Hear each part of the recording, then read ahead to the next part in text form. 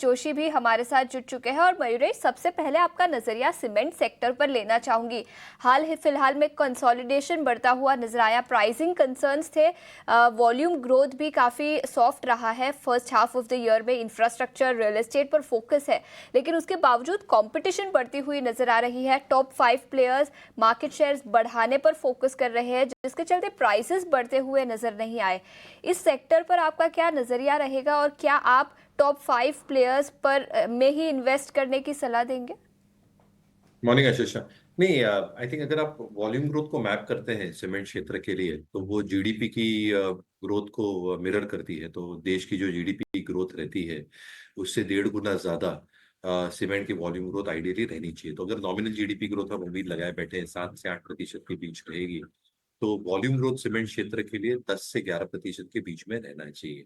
दूसरा, I think एक जो ऑब्वियस और एक बहुत पॉजिटिव साइन रही है पूरी इंडस्ट्री के लिए, इज कंसोलिडेशन। यानी जो अधिग्रहण चल रहे हैं, larger companies acquiring smaller companies at a reasonable valuation, not too excessive or not too expensive as well, ये डेफिनेटली इंडिकेट कर रहा है कि ये पूरी की पूरी इंडस्ट्री कंसोलिडेट कर रही है। तीसरा, अगर आप इनकी इनपुट कॉस्ट देखें, various input cost, they are stabilising at this juncture.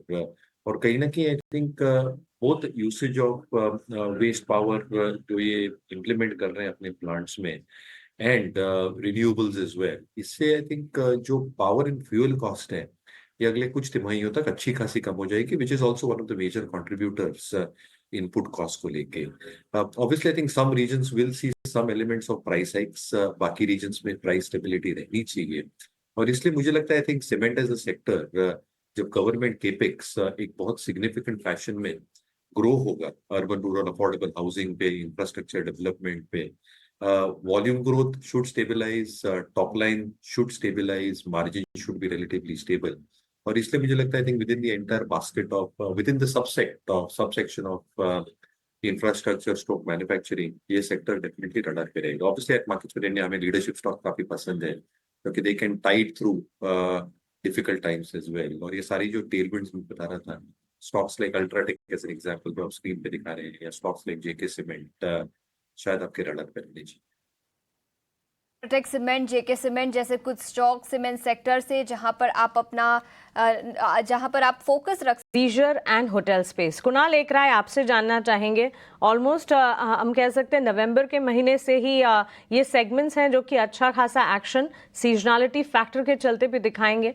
और United Breweries Limited, United Spirits last trading session में हमने देखा मजबूती के साथ 3% की तेजी यूबीएल के चार्ट्स में देखने को मिली। होटल काउंटर्स पर भी एक नजर होनी चाहिए। Indian hotels, lemon tree hotels में भी इन दिनों काफी ज्यादा मोमेंटम नजर आ रहा है। इस स्पेस पर आपकी राय क्या होगी? Good morning. Good morning Mansi. Well, United Spirits की बात कर लेते हैं, उसके पीयर्स यूबीएल, रेडिको, एबीडीएल। तो एक बार यूनाइटेड स्पिरिट्स की बात कर लेते हैं, जिस हिसाब से स्टॉक फिलहाल ट्रेड कर रहा है 1565 के अराउंड खरीदारी करके चलने की सलाह रहेगी। स्टॉक ने देखने जाए तो ऑलरेडी एक ब्रेकआउट दे दिया है, एक नेकलाइन का inverted head and shoulder formation का। तो ऊपरी लेवल की मोमेंटम यहाँ पे देखने को मिल सकती है, खरीदारी करके चलने की सलाह रहेगी। लोअर लेवल पे जो एसएल रहेगा वो रिसेंट का जो बॉटम है 1530, तो सिर्फ साइड हम 1525 का हम यहाँ पे एसएल मेंटेन करके चलेंगे। 1565 के अराउंड स्टॉक का क्लोजिंग है। टारगेट की बात कर लेते हैं तो सबसे पहला टारगेट है 1600 का है। 1600 जैसे ही ब्रेक होता है 1650 तक की भी लेवल हमें एज ए टारगेट ये स्टॉक दिखा सकता है। तो यूनाइटेड स्पिरिट खरीदारी करके चलने की सलाह है 1525 के एसएल के साथ। 1600 का पहला टारगेट, 1645 1650 का दूसरा टारगेट भी हमें यहाँ पे देखने को मिल सकता है।